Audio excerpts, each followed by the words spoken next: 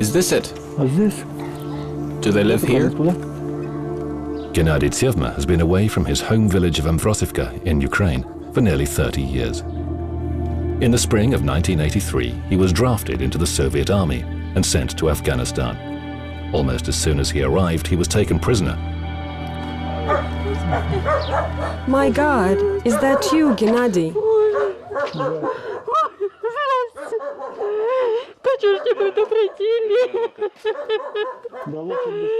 This is the first time he's been home after all those years.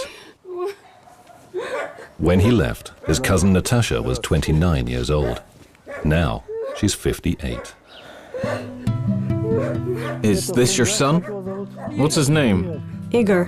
Hello, Igor. Hello, hello.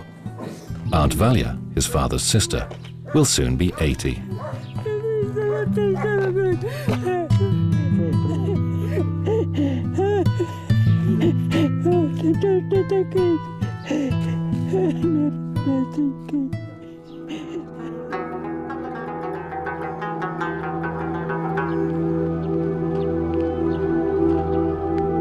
Gennady's Mujahideen captors gave him the Muslim name of Nikmamat.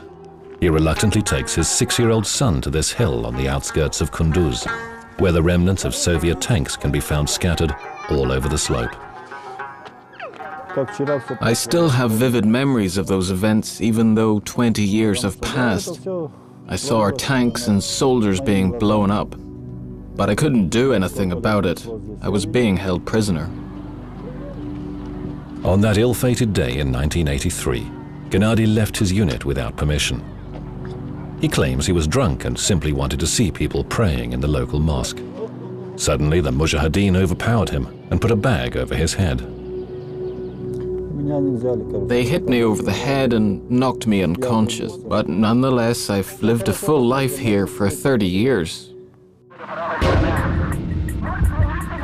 The Soviet war in Afghanistan lasted for 10 years. The USSR had brought a communist regime to power and then provided it with economic and military aid. This support resulted in nearly 15,000 Soviet soldiers dead, some 50,000 wounded, with more than 300 missing, and assumed to be traitors. Gennady Tsevma was one of those.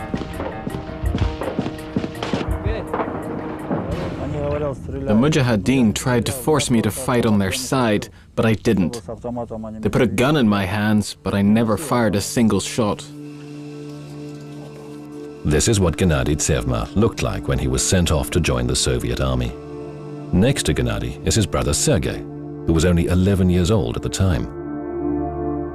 Years later, Gennady Nikmamat was able to find his brother's address and phone number. Hi, dear brother. Do you want me to come and see you? Will you be waiting for me? After 30 years, Gennady Nikmamat has resolved to return to his native Ukraine. The USSR is gone, and he's only just learned that the Soviet Union had declared an amnesty for both prisoners of war and deserters. Okay, dear Sergei. I'll be there for at least 2 weeks. Hope to see you soon. A short while before leaving Afghanistan, Gennady Nikmamat makes a video of his family and everyday life. He wants to show it to his brother Sergei. This is the main street. Now, Sergei, we are approaching my home. For nearly 30 years, Gennady lived in lodgings in Afghanistan. Only recently was he able to raise enough money to buy a small plot of land and build a clay house. Altogether, it cost $3,000. His family has only just moved in, even though it's not quite finished yet.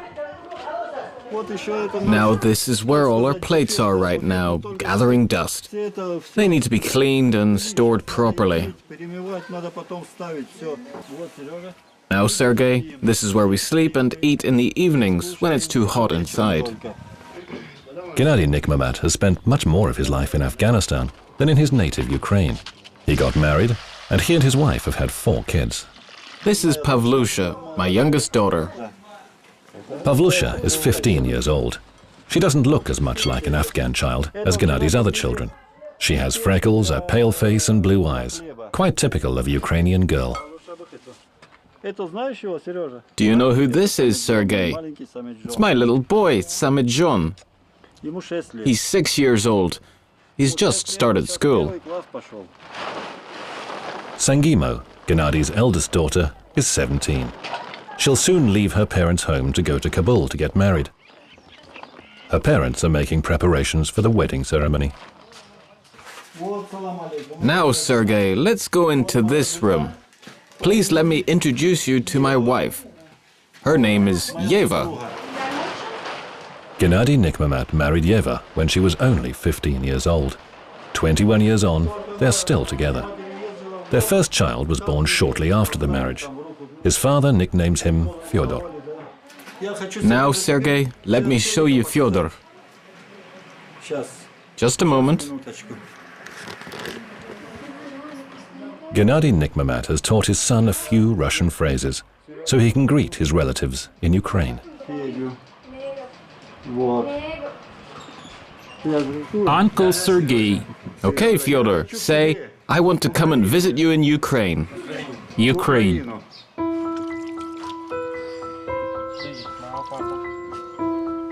Gennady Nikmamat is dying to go to Ukraine as soon as possible. The moment comes early in the morning. When his youngest son, Samedjon, woke up, the boy couldn't understand why his father was leaving and for how long he would be away. Pavlusha bursts into tears. She worries that her father may never come back. Gennady's wife is firmly opposed to the idea of her husband visiting his home country. She thinks he'll succumb to nostalgia and might never return.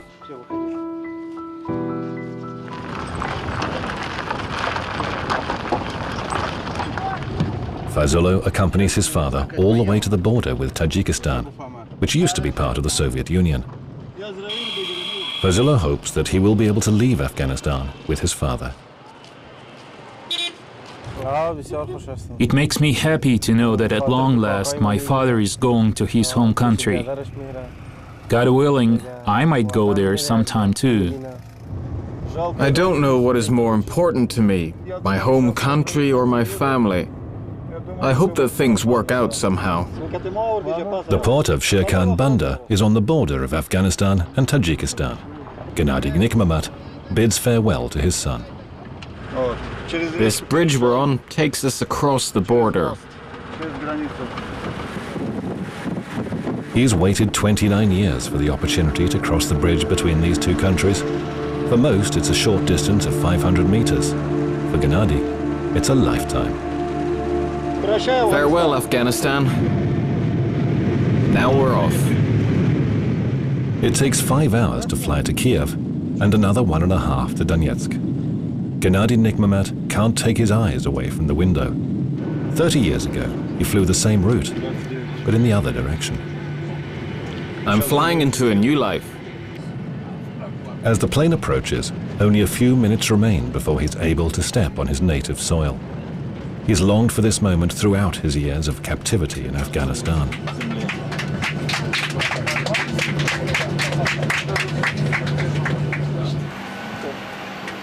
Hello, motherland.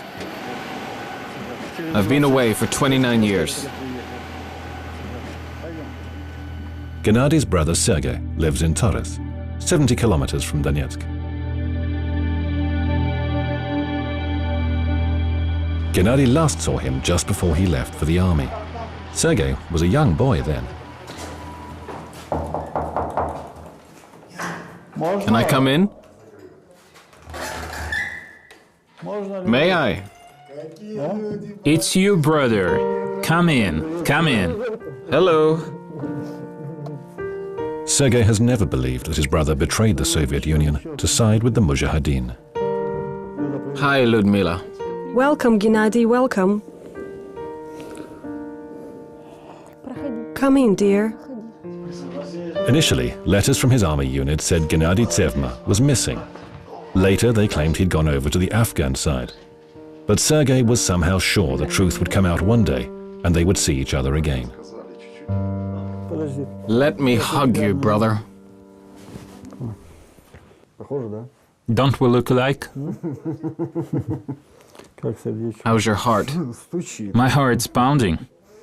I went out for a smoke, but my hands are still shaking. The following morning, they head to the village of Amvrosivka, where the two brothers spent their childhood. It was from there that Gennady Nikmamat was drafted into the army. As he walks around, the streets evoke vivid memories of those distant times, when he was simply a boy called Gennady. My sweet Amvrosivka. Even after so many years, I have no difficulty finding my home. I cross the ravine, turn on Pushkin Street, and then turn on the right. Just like that. Their old street looks just as it did 30 years ago. There's still no asphalt. Only old people live in the neighborhood now.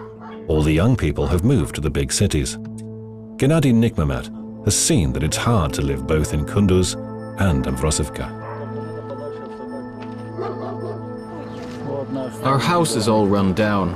It's not even been painted. Maybe they have no money. This was the house Gennady Nikmamat lived in before heading to Afghanistan. He adores every single nook and cranny in it. I used this window to get in and out. The home was sold after both their parents died and Sergei moved to Torres. Nobody in? Well, if there's nobody about, let's go.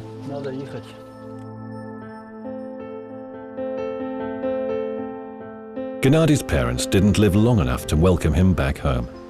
This is the first time that Gennady Nikmamat has seen the graves of the people he loved.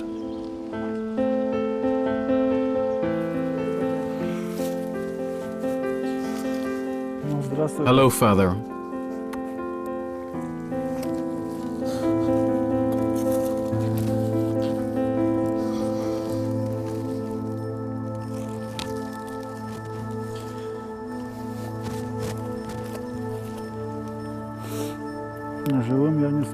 I'm so sorry I couldn't see you when you were still alive.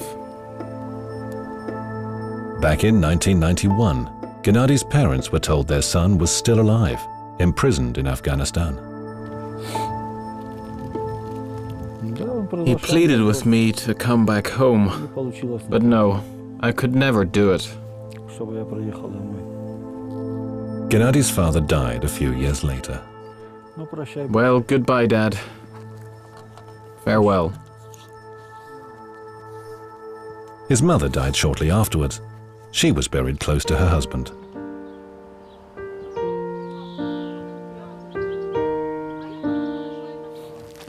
My dearest mother.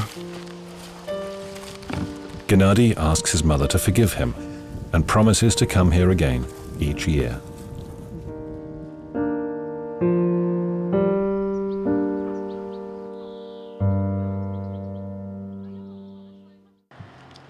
Gennady is a former soldier from Ukraine.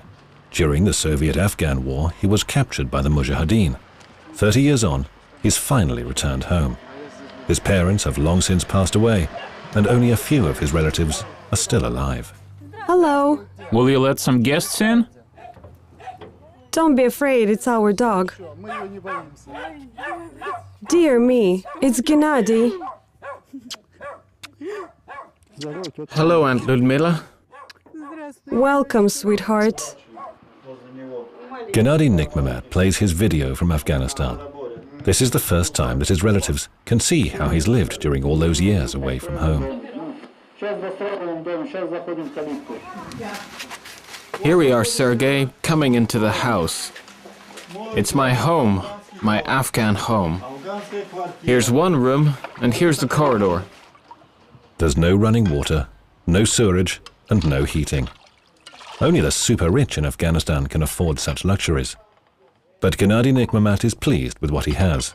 At least he owns what little there is. When we marry off Faizullah, I'll allow the couple to live in this room here. Let's check it out. Fazullah is to be married too, but no date has yet been set for the wedding ceremony. Right now, he's the only breadwinner for the family. Every other week, he works in a fuel supply company for $300 a month. His father used to work as a truck driver. Later, he was a translator from Dari Persian into Russian.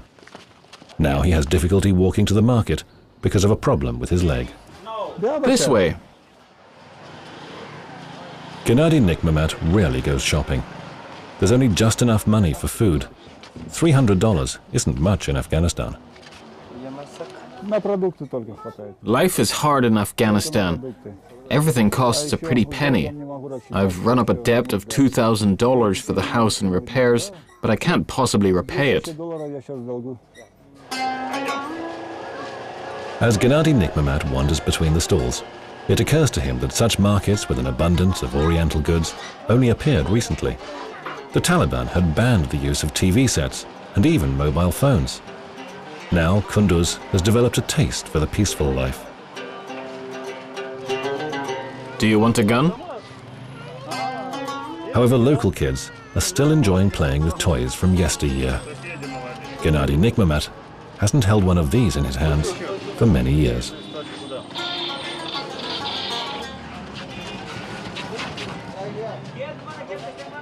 Another present is a yashmak for Gennady's eldest daughter. Yashmaks cost $9 apiece. Women in Kunduz still cover their faces with veils, but ladies of fashion in the capital Kabul can afford to wear a regular headscarf. Women have to cover their faces. After all, this is a Muslim country. My daughter will have to follow this tradition too, because she is now a grown-up woman.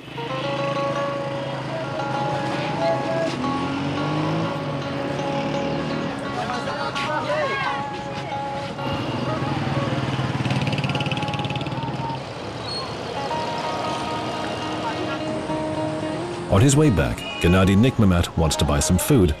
He hunts around the stalls, seeing who has the cheapest price for minced meat and tenderloin.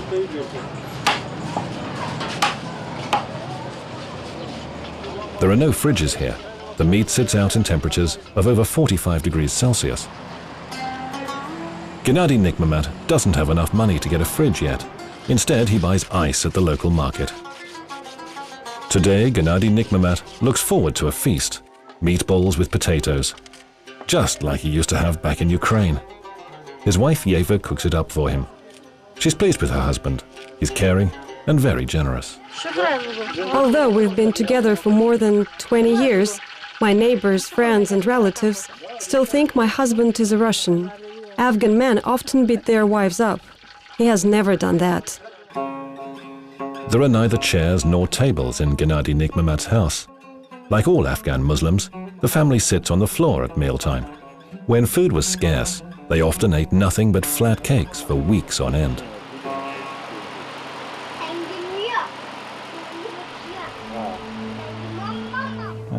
Fighting never stops in Afghanistan.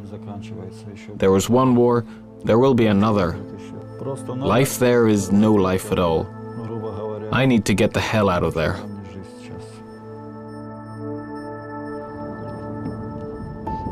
At one point, Gennady Nikmamat began to seriously consider the prospect of returning home for good.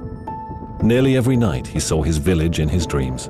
The clinic, the dam, the bus terminal, and the chestnut tree near the bus stop. Gennady Nikmamat was a young man when he left his country. Now he's so old that his cousin didn't even recognize him when he visited her at work. Come over, please. Somebody's here to see you. Do you recognize me?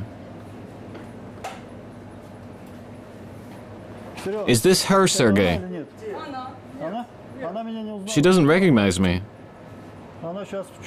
I think she's in shock.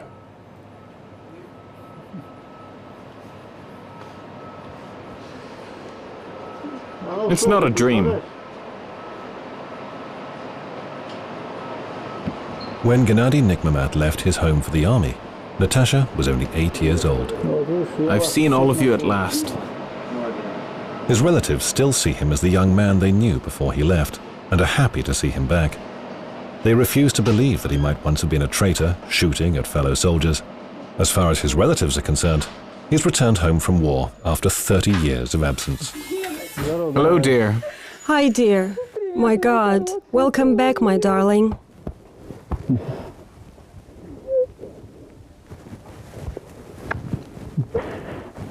It's hard for you to stand up.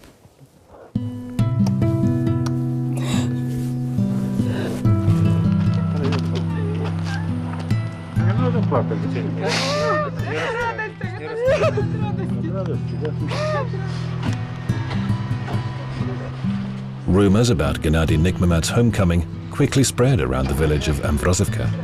Friends and neighbors who were also in the army turn out to see him.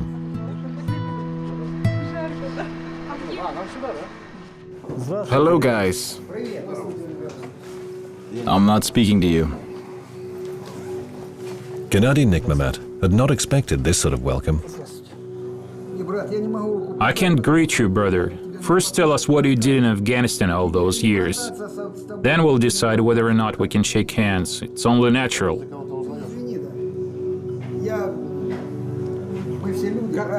How should we address you? Gennady? It was your name, and now? I'm still Gennady.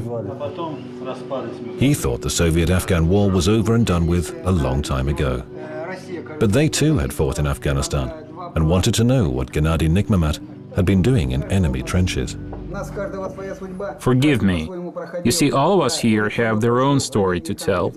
I, for one, was wounded, had a concussion and so on. When I came back, I weighed 55 kilos. So we want to hear your story. Let's do it later. We haven't seen him for 29 years. Gennady's sisters lead him away to a party celebrating his return. The soldiers who had fought in Afghanistan get no answer to their question. They wanted to know whether Gennady Nikmamat was a traitor to his unit. Anyone who was among the Mujahideen would have been dead if he had not adopted their faith and had not fired on Soviet troops. That's the crux of the matter. This man lived in Kunduz, but we lost 4 men in fighting there. How can I forgive him? 8 men who went to Afghanistan from the Amvrosivsk region died in the Soviet-Afghan War. A monument commemorating them stands on the Avenue of Heroes. Gennady Nikmamat never visits it.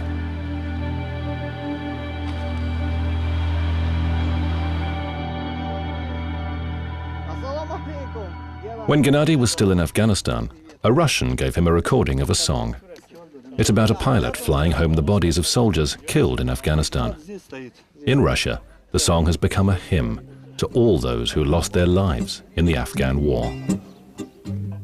В Афганистане, в черном тюльпане, с водкой в стакане мы молча плывем над землей. Скорбная птица через границу к русским зорницам несет ребятишек домой в черном тюльпане.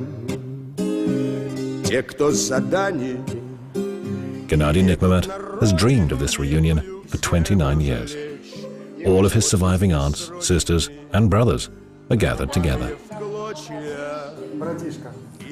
I'm so happy to see you in our country, 29 years on. I'm very glad for all of us here. Thank you very much. I think everything will be okay. Old photos dating back to when they and their parents were still young are brought out. They're from a time when all of them thought they would always be together. Look, Gennady, that's you and I together. That's a nice picture. And this picture shows all of us. Probably it was some kind of celebration. In turn, Gennady Nikmamat shows the video of his life in Afghanistan. When he called his home in Kunduz the day before, he learned that the house had been given a facelift and all their belongings had been moved into it. His wife and 4 children expect him to come back. He can't abandon them.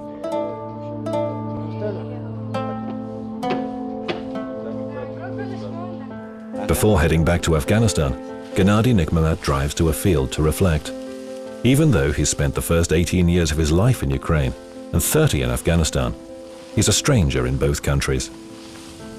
To the latter, he's a Shirawi, the Farsi name for Soviet soldiers in Afghanistan, while to some in Ukraine, he's a deserter.